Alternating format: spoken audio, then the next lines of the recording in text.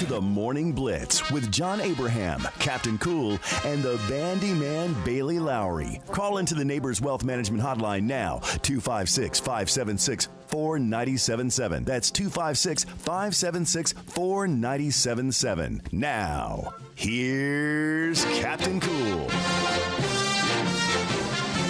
Hello and welcome in to a Madhouse Monday here in No Man's Land. John Abraham, Captain Cool, alongside the Bandiman Bailey Lowery. Hey. And we appreciate you guys for joining us for yet another show, yet another week of all the sports talk you need to know in the span of an hour. Of course, you guys just got done listening to the Talkin' Ball show. And to start off this show is a little bit more of that. It's one Mr. Drew DeArmond from Talkin' Ball, presented by Mercury Motors and Alumni Hall. And Drew, I heard you had a pretty busy weekend, but I know you were also focusing on a lot of the other storylines going around sports.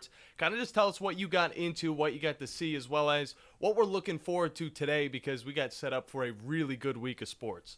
Well, we are. We got the College World Series Game 3 final. We're going to, I believe we'll have that on 97.7 The Zone. We've carried the entire tournament, and it's an SEC Invitational, and I'm certainly not shocked it went 3 games. Texas A&M was very impressive in Game 1, 9-5. Tennessee, a little jittery, didn't play clean baseball. Much cleaner yesterday, though. Oh, yeah. And came back in the 7th inning to score 4 runs over the 7th and 8th and win that game 4-1 and force a Game 3. So your two best teams really probably through the entirety of college baseball. That's rare, but I think you could argue these are the two best teams are going to play each other in a Game 3. I like Tennessee just simply because I think they've had the most injury luck and they've been the most consistent. I mean, this is a team that hasn't lost a series since the first SEC, when I think it's their only one of the year, to Alabama. Yeah. And they lost it by the skin of their teeth. And they've been so consistent when they've gotten to a Game 3 all year long. They've responded. The last Game 3 they had was, in the Super Regionals, which was, some people were surprised because of Evansville, but they just absolutely thrashed Evansville in that Game 3. So I don't expect that against A&M. I think it's going to be a very competitive game, but I still like this Tennessee lineup a lot. I like the power they have. A&M's got 2 good arms, though, that are ready to throw, and certainly Tennessee's got their third starter ready to rock, and a nice bullpen they can match up. They had to use 2 guys extensively yesterday, led by Drew Beam and Combs. Those 2 dudes probably aren't available, I would think, but I think they've got enough left. And again, they probably have, because of Braden Montgomery, 27 bombs being out of the lineup for A&M. I would say Tennessee's got the edge with the lineup. So it's going to be a fascinating game. That's going to be first pitch 6:09, 6 o'clock beginning of the broadcast. But really looking forward to it. And whoever wins, I've said this on your show, said this on Talking Ball, it'll be the 6th out of 7 from the SEC and another first-time champion. 6 different teams from this league. It's been pretty crazy. The parity in the SEC, the dominance of the SEC. And so we'll get a chance to see another champion crowned and disappoint Pat Forty tonight. No doubt about that. And it will be on our network, 97.7 ESPN The Zone. Starting coverage is at 5:45, and definitely intrigued about that game. It is interesting. The way that Tennessee played in Game 1, really shaky, a lot of errors. If they clean it up like they did in Game 2, I mean, you can see just an amazing defensive battle, and then it just takes one guy to hit it out of the park to really turn the tides. And you're saying that Tennessee's got those guys. I mean, Texas A&M might have the edge on the mound, but whenever it comes to offense, hitting them out of that park, especially over there in Omaha, you're saying that Tennessee's going to have the edge. Well, I mean, for A&M, Chase Lavalette has 29 bombs. And, I mean, he hit one yesterday to get them on the board, their only run of the game. But I just think overall the most consistent team has been Tennessee. Now, A&M at one time, as Scott mentioned on the show this morning, probably was the best, and Mark Etheridge of D1 Baseball.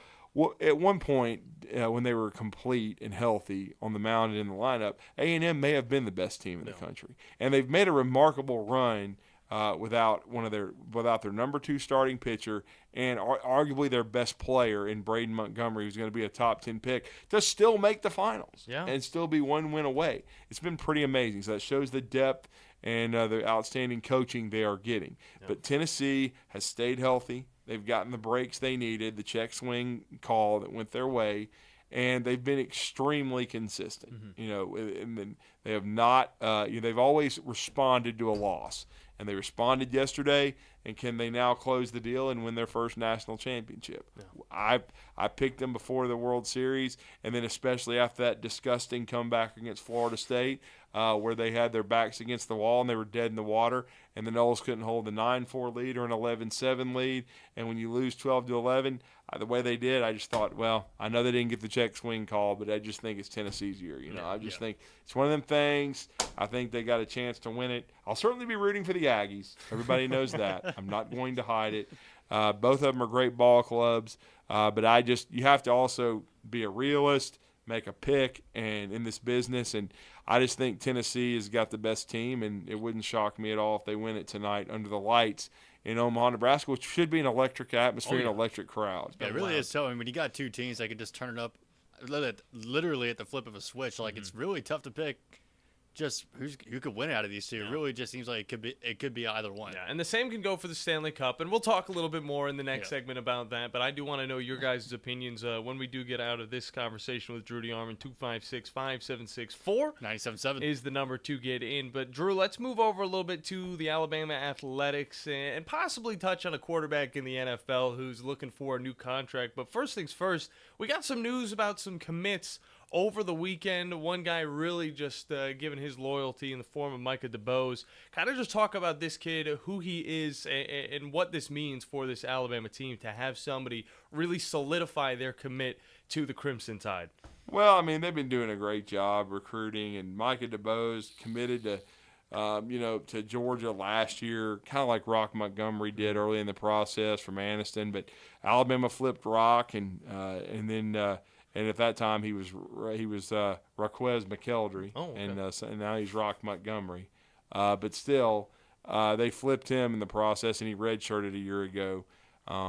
Micah, he opened up his recruitment, and Auburn was in there, LSU, Ohio State trying to get in there. But Alabama stayed, strong, especially when Chris Capellic took over as offensive line coach. I think they made a concerted effort. I mean, again, Auburn has controlled most of the prospects in the state, but I think that's due to Alabama focusing on out-of-state kids. Mm-hmm. They're still trying to get a handful of it in the state of Alabama, but they've been concentrating on recruiting nationally. And Hugh Freeze is, concentrated on what's a good in-state class and done a really good job for Auburn. But again, with Micah DeBose, Alabama, one of the key things the Tide needed in this class was a really good offensive line group. Yeah. Because they've lost a lot of guys to the transfer portal the last 2 years, a ton of talent, especially the depth. That's why they don't have the numbers they want right now. They want 15, even 16 on scholarship. They've only got 14. None of them are seniors. But guys like Tyler Booker and Jaden Roberts have got a chance to be pros after this year. You still lose guys to the portal, so they needed a big offensive line class. And I think they're going to try to sign 5, potentially 6. Right now they've got 4 committed after DeBose. And I wouldn't be surprised if it ends up being 5 at the end of this week with Ty Haywood from Denton, Texas. He's another 5-star offensive tackle, and they just need to get their numbers up along the offensive line because I know guys, jump around in the portal, but it's still a developmental position, man, along the offensive line. You need to stay – if you're an offensive lineman, I know everybody's getting paid now, but you need to develop at an elite program if you want to be a high first-round pick. Mm-hmm. There's not going to be a whole lot of jumping around and transferring. If you've noticed, a lot of those guys that have transferred from Alabama ain't exactly burnt the woods up. Yeah. So you just need to, stay there, develop, wait, be patient. It only takes 1 year or 2 good years to be a high draft pick in the NFL at any position, but especially along the offensive line where you need to develop physically to be able to play big boy football in the SEC. So I think offensive and defensive line has been very important. Alabama has Antonio Coleman and London Simmons committed on the D-line. They're trying to get another 2 to 3 probably prospects along the defensive line. Had some guys in this week led by Justice Terry, the 5-star from Georgia. Now, it may be hard to outmaneuver the dogs on this kid, but you never know. They had Sharma as well in from Folsom, California, who a lot of people think they lead on. So we'll see. But I think right now all the signs are positive. Alabama's in the top 3 in the country, I think, in both On3 and 24/7 Sports. Now, all that changes every hour or every 30 minutes or something like that because somebody can commit. But with what Alabama, the irons they've got in the fire, they could get 3 more commitments this week. I've already mentioned Ty Haywood.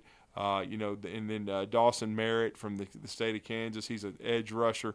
So he is, I think, very, very close to pulling that trigger. And then on Friday, Dijon Lee, 6'4" corner from Mission Viejo, California. He's a 5-star, and I think he is leaning to Alabama. So I think Alabama's got a chance to even have the number 1 class. And a few weeks ago, I wouldn't have said that, but things started kind of falling into place. Now, there's a long way to go. You got to sign the kids in December.